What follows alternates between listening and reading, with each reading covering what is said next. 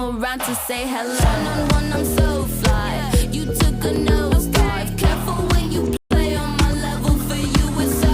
Hey, hello. Motorola Razr 50 Ultra. Flip the script. Hello, Moto. Sanjay Jha, author and Congress leader, and Sanjay Jha, have you seen the meltdown that is so real? Have you seen the headlines of New York Post, Washington Post, BBC? Those headlines will be on your screen in just a minute, and let me tell you what they say. If the New York Times is looking at this entire issue, his win opens an era of uncertainty for the nation. Washington Post, Trump triumphed, but will his presidency be as dark as his campaign? Oh my God. BBC, a powerful mandate hands Trump a free rein. Is this really a meltdown that we could have done without Sanjay Jha? And isn't it the similar meltdown that we are seeing from the leaders of the India Alliance? Saket Gokhale is talking about the maturity of the Indian voter versus the American voter, as if they are waiting for his advice. Manishankar Iyer saying, Vaishya paise lekar. I mean, what is the language? And Manishankar Iyer, last I heard, was an advisor to Pakistan. Why is he commenting on the United States of America? And above all, senior leader of the Congress party and legal eagle Abhishek Manu Singhvi puts out a meme in his tweet talking about the third wife of Trump as the second time first lady. I mean, is this a meltdown gone wrong? Because nobody seems to know what they're saying. Navika, good evening. I think I'm very happy to see that we are all very interested in the results in the American elections. But I think let's have a very neutral debate. We don't have to take hard positions. But I want to start by making 2 points which are relevant. I would like GBL Narasimha Rao to respond to that as and when I finish. It's very surprising how the nationalists today, instead of supporting a Kamala Harris of Indian origin, preferred a white man in Donald Trump to become the president. I would love him to answer that at some point. And please don't give me the cheesy answer that there is an Indian origin wife of the vice president. Let me preempt you there. Point number 2 is it's not, and I would like you and Smita Prakash, we are both very eminent women, and I have a lot of personal respect for both of you. But at some point during today's chat, please do let me know, how do you feel about a man and a political party that wants to deny women their fundamental right to health and deny them their reproductive freedom and abortion rights? At some point, Smita and you, I would love to hear your personal views on it. Now, you're blaming BBC, New York Times. Frankly, I don't care a damn. I mean, they are papers. I like them. I read them. But I'm going to tell you what the Republicans themselves thought of Donald Trump. He has become the president. Of course, he's become the president. But let's know the truth. You know what Mitch McConnell, the Senate leader, minority leader, said? He said Donald Trump is stupid, he's dumb, and he's a despicable human being. This is a Republican Senate leader, Mitch McConnell, the most respected Republican. By the way, John Kelly, the chief of staff who worked under Trump, called him a fascist. And I've got another gentleman who referred to him as somebody who was unfit morally and temperamentally for office. I'm not even quoting to you why various magazines and newspapers endorsed Kamala Harris. Now, here is the truth, Navika.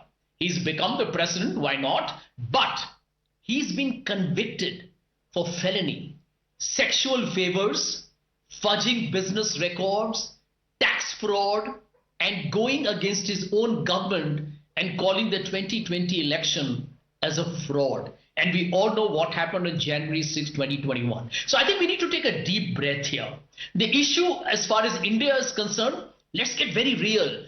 China, whether it's Democrat, before you go to the issues on India, I really think you should take a deep breath. Breathe in and don't breathe out for a while, because let me tell you, he called elections a fraud in 2020. So you're putting him in the doghouse. You call Indian elections a fraud every day. आपका क्या करें? और आप आज याद कर रहे हैं statements that have been made, against Trump. This is the citizenship or citizenry of America that has chosen him doesn't make him a tyrant, doesn't make him a dictator. You can call him whatever you want. That's the choice of the people. How come you're not bowing down to the choice of the people? Or do you really believe that Indian voter are more intelligent than the American voter? And you're talking about women. Just what has Dr. Abhishek Manu Singhvi said in his tweet? Is that really giving a lot of respect to women? And that's what he said about Donald Trump's wife.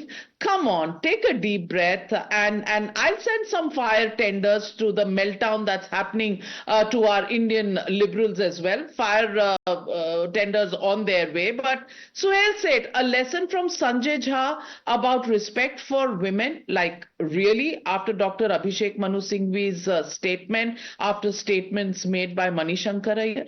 Navika. So, I'm coming to you, GK. taking forward what Sanjay said, and I'm a great believer that America is as much a democracy as India is. He has been voted to power by the American people. If you want to indict Donald Trump, as Sanjay has every right to, a lot of people don't like him, a lot of people like Kamala Harris, it is also an indictment of the American voter, if you call that an indictment. But let's focus on the issues that actually won Donald Trump the election. The issues were four. Number one, his stand on illegal immigration. Number two, his stand on the purposefulness of not actually abstaining from wars. Number three, the economy, which even Sanjay knows, his brother's in the United States. Sanjay knows that the economy did go for a toss in some areas, not in all. Number four, you had a president, Sanjay, who was not in power. He was in office. He was being controlled by the deep state, which was being managed by Barack Obama. Donald Trump has won a decisive victory. It's not the kind that Al Gore and George Bush had to go through, which went to SCOTUS, which went to the Supreme Court. What do we see today? You're absolutely right, Sanjay. There is a problem across the world about national identity. But that's a global problem because people are seeing jobs being taken away by people not from that nation. We saw it in Brexit. We saw it earlier. Kenny Chiomei wrote a book called A Borderless World.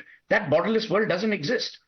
Number two, look at the amount of money that America spent during Biden's tenure, A, in the pullout of Afghanistan, B, in the whole Zelensky-Russia duel, and now with Israel and Gaza.